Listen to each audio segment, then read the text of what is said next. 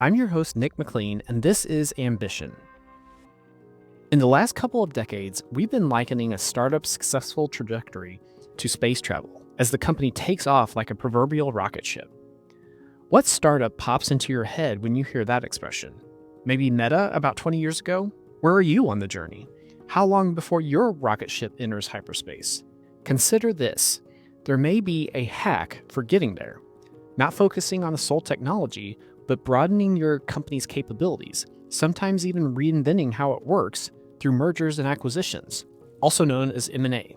And because I'm a big fan of M&A myself, I'm psyched to introduce our guest for this episode, Zack Dugow. He's the founder and CEO of the ad tech firm The Cool Company, which, through its acquisitions, has been able to provide a better online experience for users, publishers, franchisees, and advertisers. Today, The Cool Company is considered one of the fastest growing companies in North America, and its platforms reach over 2 billion consumers every year. Zack Dugow's story began with his own startup called Insticator, which gamified user predictions of TV show outcomes. Insticator later included embeddable polls and trivia, which increased engagement, data collection, and monetization for publishers. Since then, its successor, The Cool Company, has grown through numerous acquisitions of enterprises in the ad tech and martech spaces, which have broadened its capabilities. As Zack likes to say as he recounts his entrepreneurial journey, when it comes to growing, companies don't always do what they originally intended. Here's how he has been able to grow his company to where it is today. Hi, everyone. Nick McLean here with Ambition. Really excited about the show today. We have Zack Dugow with Cool Company here to tell his story about all the amazing ad tech, martech companies that he's formed. And I'm sure there's a few others that are completely unrelated given how entrepreneurial Zack seems. But before we get into that, Zack, I'm just going to put you on the spot. Why should we as listeners really care about your story? What have you done that is unique in this world where we're always hearing about these new technologies and whatnot? What about your company or companies is unique? Well, I think with no background in the ad tech, martech space, I was able to build an 8-figure revenue and growing almost 9-figure company in revenue, and more than that in value.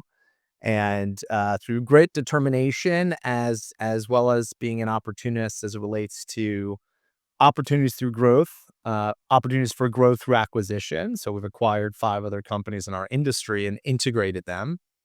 And that wasn't, initially part of our plan. We had pivoted into each of these different verticals. So, our story started out here and through lots of curves and twists and entanglements and otherwise, and exciting changes ended up here. So, I think that's a pretty compelling, exciting story because lots of businesses and industries have dynamic changes. And I think the teams that win are the ones that can move fast enough to take advantage of those changes. I love it. I think that's a great segue to talk about Cool Company and all the different components, how it got started, and probably not every one of those twists and turns you went on, but maybe a few of the more meaningful twists and turns along the journey. Sure. So we got started about 12 years ago. The initial company name was Insticator, which is now just a subsidiary of the Cool Company. And the initial idea for Insticator came about because I was watching Mad Men with a bunch of my friends, and I was predicting what would happen in the show. And we had real community around that predicting element. So the initial idea for Insticator was that people could predict outcomes of TV shows and sporting events to win points for rewards and like a gamified experience. And we launched with that and had some success with that. But then found that, getting to around 50,000 users, that in order to really scale the business and turn it into a business, we needed to go to where these fans were. So we pivoted the technology into what is now present day's Insticator's content engagement units and pivoted that experience to be embeddable into different websites where we had trivia and polling and predictions and all different types of engaging parts of the experience, and found we could drive increases in engagement for publishers, data collection, and then ultimately also monetization for them as well. So that's how Instigator was really born. And then through that growth, one site became 10 sites we partnered with, became 50, became 500, and so on. And that then led us on our journey of acquiring other companies to grow and scale more. So we acquired a commenting company at first in Squawk It so that we could have even bigger experiences and collect even more email addresses for our publishers and customers. And then we acquired OKO Digital because we wanted to build off of our initial platform advertising tech and build something stronger on the SSP side. Now we have an SSP that we offer for display video and CTV ads. And then we looked at it, we said, well, now in order for this side of our business to be successful, we really need direct brand relationships and agency relationships. And then fed into other companies that we acquired, including Ballyhoo, where we do franchise marketing differently, where we localize search, social, display video, and CTV ads based on store location for big global brands like Luxottica and Kohler and many others. And from Ballyhoo, we then acquired a company called Cool Media, where we do attribution and managed service media buying for big agencies and independent agencies all around the globe. And then that moved us into acquiring our most recent acquisition about 6 months ago, Parisian-based company called Adventory, where we do dynamic creative optimization. And so all of our mission at the Cool Company is to build a better experience for publishers, users, advertisers, agencies, and franchisees. And each of our companies that we've acquired really feed off of each other. They drive synergies and value through cross-sell or the media spend from our advertiser units like Ballyhoo and Advertiser and Cool Media feed into our publisher base of publishers that we work with on the Instigator side of our business. And then the data we collect on the Instigator and OKO side of our business feeds into data that's used then for our advertisers that we work with. And so each of our acquisitions have helped the parent company and each of the other subsidiaries, or we wouldn't have done them, and have a path to do so. So that's kind of our interesting origin story. And what I'll tell you is that, Nick, I think is interesting about it is that was never our game plan. Our game plan was such a 180 and not dissimilar from a lot of tech companies. And what I was saying earlier, the teams that win are the ones that pivot. You know, YouTube was video dating. Flickr was a role-playing strategy game. For us, so different from where we ended up today. And so that just consistent listening to the marketplace, listening to feedback, adjusting and pivoting is, I think, what's helped us be successful. It's really interesting. As a private equity founder, we definitely employ growth via M&A in a lot of circumstances, and also we encounter a lot of business owners that have customer concentration. You probably aren't aware of this, but one of the biggest deal killers out there is customer concentration. And my first advice to business owners, if there is customer concentration, is to pursue growth by acquisition in order to make some of those numbers smaller.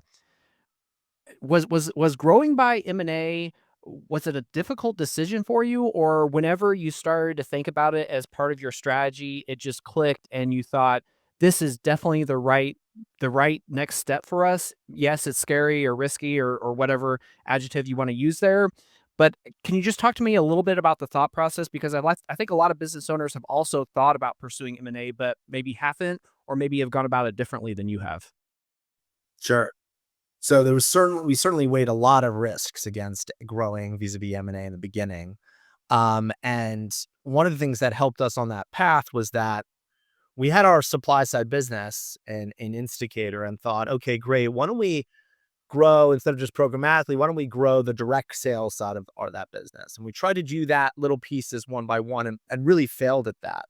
And then thought, wow, speaking to other companies in this space, the companies that nailed that had customers for many years, had a whole different product that they'd hooked in, a SaaS product or a media product for different brands or agencies, and that huge sales teams and sales forces, and really entrenched themselves. And I was like, well, we could bang our heads against a wall and maybe not be successful, this key part of our business, trying to grow that sales team organically on the direct media side, or we can acquire a team that's doing it successfully, can bring a whole new product into our fold, and that we can then, learn from their team, cross-sell, integrate. So weighing the risks, which are, okay, culture impact and could this fall apart? And there's a lot of risks there. But for us, weighing the upside, I think we were really fortunate that we were able to acquire companies that wanted to grow together, wanted the opportunity to bring, 2 plus 2 together to equal 7.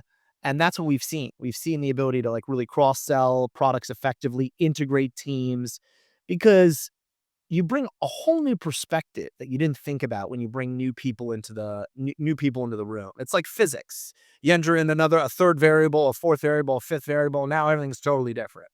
So I would say if you have a business that is like, and I think this is, almost never the case, but it does exist. So it's worth saying. If you have a business that's growing 400% a year, your team is firing on all cylinders, and, nothing's stopping you guys, then I would say, taking the time and the effort and all of those other things to do M&A as another variable probably doesn't make sense. But if you have a strong business and you're growing, but there's places where you guys aren't as strong or it's not your expertise and you need some help and support, I really recommend it. It's really played out very well for us. And so I think oftentimes what I've seen from founders and CEOs is they spend a lot of time on the risks, which are very real, but that it's hard for them to properly evaluate the upside. Like, as an example, just like in hiring with people, you can kind of understand or estimate what is the impact to your business or this team if you take a C player and you get them to level up to being a B. But you can't predict what happens if you didn't have the C player and instead now you have an A player there. So that's sort of how we've approached it. And I think we've been really fortunate that we've been able to work with some fantastic teams. I think it's really interesting what you said because I have worked in corporate development for large companies. And what I would tell you about the process there is that, at least from my personal opinion, is that they tend to overestimate the synergies from the acquisition. And therefore, sometimes, not all the time, obviously, but sometimes will overpay up front because of the expected synergies. And again, I love growing by M&A. I think I'll always be a proponent of it. So I don't want to come across as me saying that I disagree with it. But again, I think it's interesting to think about the other perspective of buyers that might overestimate the synergies and therefore overpay. How did you think about synergies whenever you were evaluating the opportunities, or was it less about synergies and more just about strategic fit? Could you talk about that a little bit for me? Sure. We never did valuation based off of the synergies and the combined company. So we always wanted to see that as like, quote unquote, like upside and gravy. So meaning we were never like, all right, if we do this, then it's going to add this amount of combined synergy revenue, so on and so forth. We were always valuing the business as a standalone. So we were never looking at it and going, well, because you may not get that. And you're absolutely right. You may not get those cost synergies. You may not get those revenue synergies. So I'm a fan of M&A. I'm not a fan of doing valuation based off of the synergies that you think you'll get, because I don't think that'll ever exist. And you have to be prepared for the deals to not happen because of valuation. Like, so for the 5 companies we've acquired, there's probably 4, there's a tremendous number that we didn't go forward with because either it wasn't the right fit, or in a lot of cases it could have been a good fit, but we couldn't get there in price. And some of the times that was because, well, look at what we could do combined. It's like, yes, but we don't know we'll actually get that. So you have to be prepared to walk away. I think that's important. And I think you got to be very diligent in how you're valuing the acquired target. And so when you're looking at that risk capital and that risk calculation, I don't think it makes sense, to your point. I think a lot of people bake that in, and that's, well, I think there's a great saying. It's like, you make your money when you buy, not when you sell. And I definitely think that's true in M&A for companies. You make your money buying on the downside case, not in the, selling but you win by getting all of the upside that you didn't predict. I say it slightly differently. I say you make your money on the way in, but same exact message. So Yeah. Yes. Yes. one thing that I'd also like to spend some time on is I come across business owners that have done a really good job of getting the business to a certain size. And once it gets to that size, my perception is that they continue to do the same types of tasks. They don't start delegating more, or they don't start focusing on strategic issues. And because of that, it actually strangles the company to a certain degree, and either growth stops or at least it slows and goes much lower than it could be. Thinking about your own story, have your roles and responsibilities changed a great deal over time? Has that been a struggle for you to think about when you need to let go of some control so that you can focus on the big picture issues and make sure that the company continues to grow at the pace that it's capable of? Absolutely. I think your job as CEO is to try to keep evolving your responsibility set for where the business is. And that's a lot easier said than done. It's safe. It feels safe to dive into the tasks that you know how to do and know how to do well, and the areas of the business to focus on because you know those areas of the business well and you know those parts of the business well. Like as an example, early days of the company, I was on like every customer email, every account detail, every so on and so forth. And now I have, GMs and CEOs of each of our business units. And it's really about empowering them to be successful and helping them achieve success. Still at times, the team can be like, hey, can you help on this one specific thing? Or, someone or whatever that is. And that's never going to go away. But I would say if your company's firing on all cylinders, and what that shouldn't be the case. And what I would suggest is if you find yourself in a scenario where you are consistently being pulled back into something that's call it like more tactical that you shouldn't be spending your time on consistently. And you're just like, God, I just don't trust it. I think you need to evaluate, do I have the right team in place? Because your gut may be telling you, pulling you in there because it's just something you used to do a lot and you need to break out of yourself. Or is it because when you stepped away, it broke? And if it broke each time you stepped away, do I have the right leader in place there?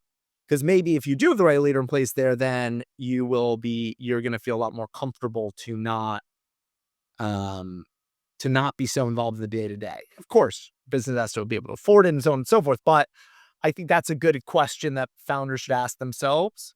Do I have the right leaders in place? And if you do, I think you'll find that you can have a lot more comfort in stepping away from the more tactical or mid-level or what have you. And it's often a symptom when I find myself not doing that. I'm like, wow, do I have the right team in place? If not, what do I need to level up and change and plan on leveling up so that we're setting ourselves up for success?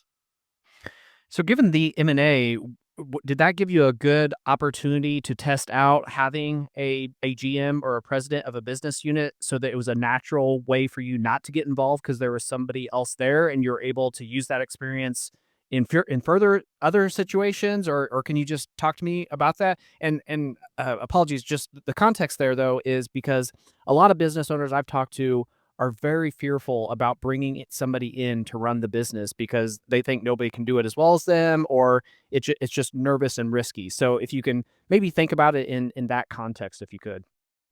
Yeah, for sure.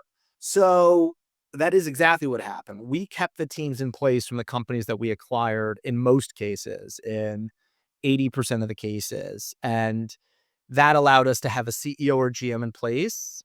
And it was really my correspondence is mainly with that individual, except for at all hands in terms of the way they're running the business. And it can show you can have someone who's going to run that unit well. And if you can develop a strong relationship there, they tell you what they need. You guys have good communication, future looking. It's very positive. It also can help you level up a lot as a leader to be managing individuals who just kind of own their P&L and outcomes like soup to nuts. And I think that, your question is a really, really valid one, and it's a tough one I've seen a lot of people struggle with. One of the things I'll say is that when you can see somebody else run that business well, you can then be like, all right, great. I want this for all the other parts of the business. I want this for all the other parts in the business. To your question around like, okay, well, nobody's going to do it as well as me.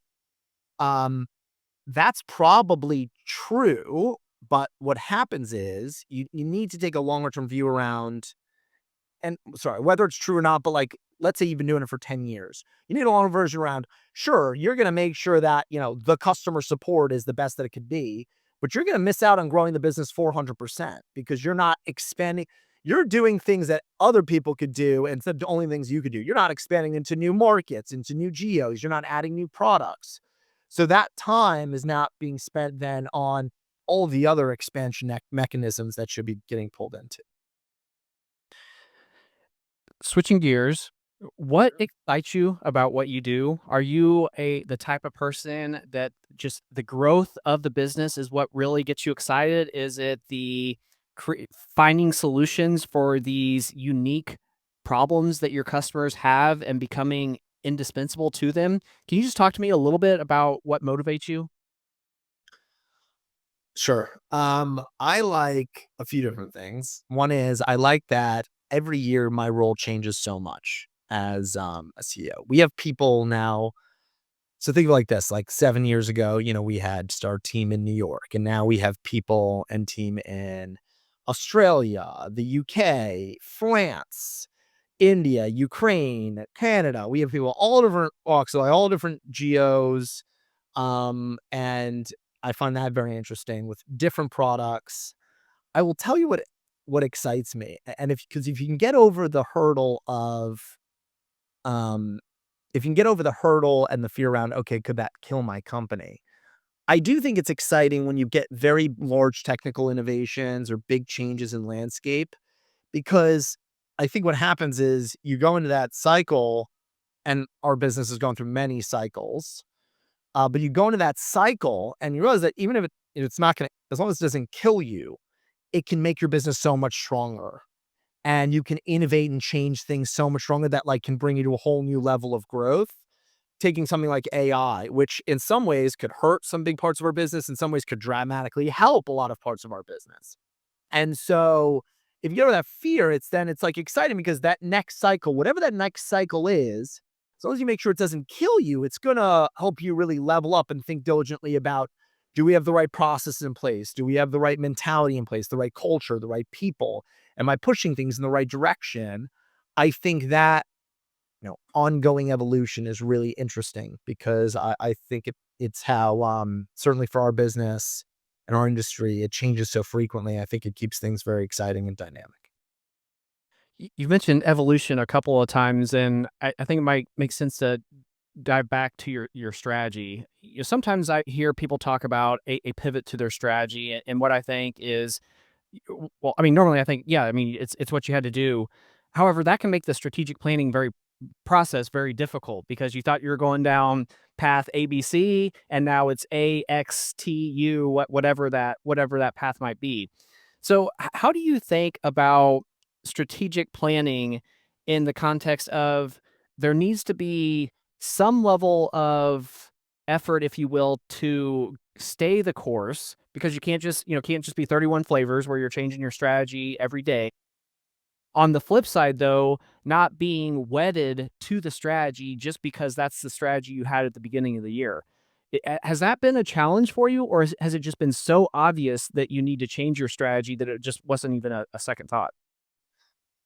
No, that's always been a challenge for us. In fact, so much so that we changed a lot of our planning processes. So we used to have like an EOS system, which was like you'd have these quarterly rocks, and then you would plan and you'd kind of give people like sure tasks based on those goals, then rocks that would be at the company level, and they would break down to teams. And then we looked at OKRs. And what we found for us specifically is things would shift and move pretty consistently, that by the time the end of the quarter came, it was like, well, why did we do half of those things and we had to do the whole other half? Were those like valid reasons? And it was often like, yeah, it was because we had to, because Google decided they were getting rid of cookies and they gave us a deadline, and then they changed that. And then they said, no, they're not getting rid of cookies. And then this changed and that changed, and all of these things that we had to adjust on the fly, and it threw off our annual plan and so on and so forth. So what I'm a big fan of is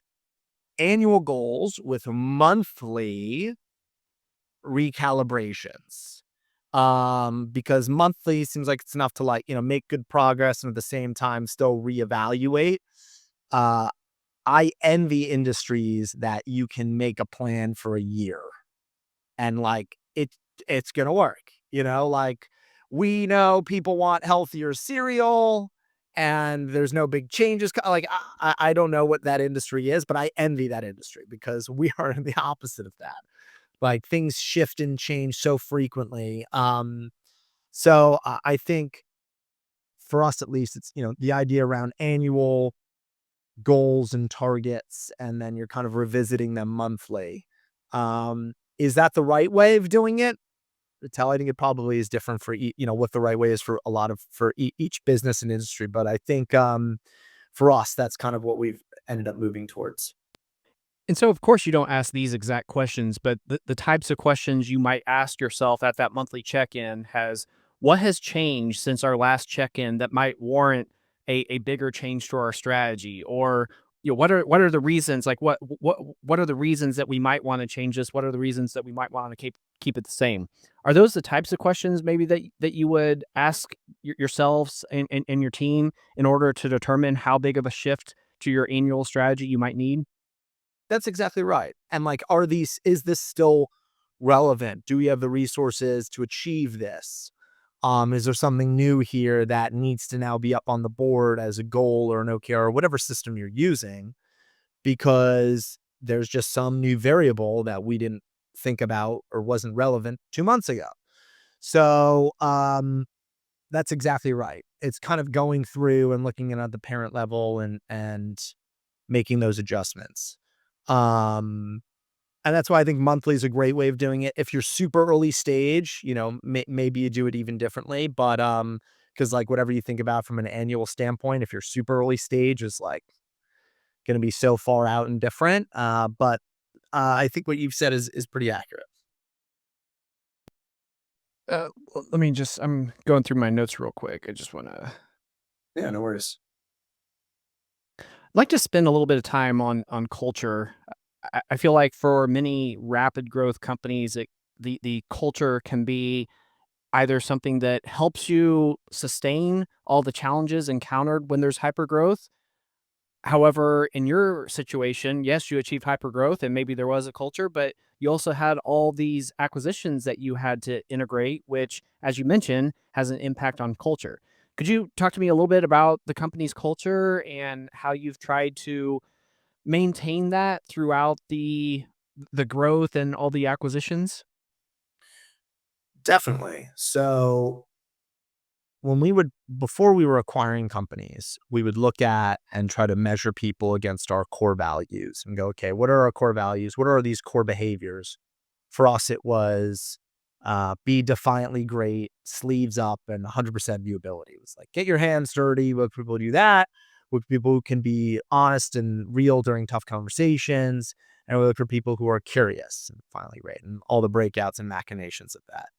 When you're acquiring other companies, you want to make sure that your values are aligned, but they're never going to be 100% aligned, right? You want to make sure they're not 10% aligned, but maybe they're like 60 or 70% aligned. And which means there's 30% where maybe they're not aligned. And so understanding what those differences are and maybe from like a important standpoint, like how are decisions made at this company? What values are, really rewarded? What are the unspoken values in this organization as a part of your diligence process to make sure you're bringing something in that's going to be a good fit? I think is certainly key. But then knowing that your own values for your organization, whether you like it or not, are going to adjust. Most likely, it's not going to be as clean and simple because you're bringing in a whole different organization with a different set of values, and so your values really kind of should adjust. Hopefully, they don't adjust a 180, but maybe they adjust 10 or 20% because, hey, that company was doing these things great. And actually, this value kind of makes sense and we could find it common ground. And then here's some things they can take from us and so on. So it's not cut and dry. It isn't simple. But for us, it's been worth it to bring in values. I think spending the time upfront, very rarely do people do good enough job on culture diligence. I feel like that's something in itself that like if you could have somebody that helps companies nail that would be super helpful. Like, okay, you guys make decisions about what's based on best for the customer. You guys make decisions based on like what's best for the employee or the team member. Those are two opposing views. So let's find out actually how this is going to move and shake afterwards, right? So that's something and stuff that we've just learned by trial by fire, if you will, and kind of going through the motions on that. Well, it's so difficult. It's like interviewing. Nobody. Well, I mean, maybe you're good at it, but I don't consider myself a good interviewer. I tend to be overly trusting, and I want to believe that everything that a candidate says to me. And there's similar elements of that whenever you're evaluating a culture for an acquisition. And on top of that, you only have access to a very small handful of people, so you don't really get to see you only see the culture at the various highest levels, which can be totally different in some organizations than the culture that you would experience at the lower levels. That's exactly right. And add an extra layer if you're buying companies that are in a different country where just like the general geocultural norms are very different as the approach to work and life and things like that. And that's a part of being a global organization. But it's just an extra layer. And I think you nailed that. And that's something that is a real challenge that you have to take into account. But even still, even with all of that, I'm still a proponent of, for me at least, I'm still a proponent of M&A as long as you're not a rocket ship company. If you're a rocket ship company, I think it's probably not worth it. If you're like we're growing 400%, 500% a year, then I think you're probably, unless there's some key reason, why would you deter the rocket ship? But, otherwise, good businesses that are growing quickly, they're growing 50% or 80% or whatever, I think it can make a lot of sense. Well, let's talk a little bit about processes and procedures and overall the growth of company sophistication as you grow.